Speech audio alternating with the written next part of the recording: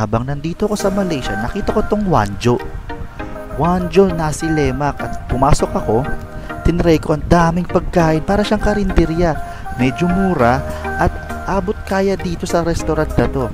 Marami kang pamimilian. At ngayon, itatry ko na itong nasi lemak. Nandito ako ngayon sa nasi lemak Wanjo dito sa Kuala Lumpur. At umorder ako na syempre, nasi lemak. Nasi lemak mga pre, national dish dito yan sa Malaysia. Diba? Ang ganda. So binili ko parang overload. Ang dami kong pinili. Chicken rendang. Ito is potato cakes. Then some beef livers. Yan. Tikman natin.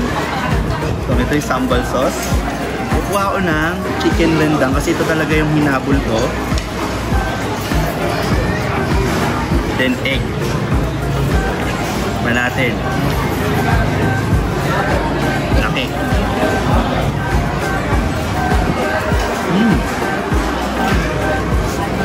Creamy dahil sa gata. May spice at naginap sa chicken. Sarap.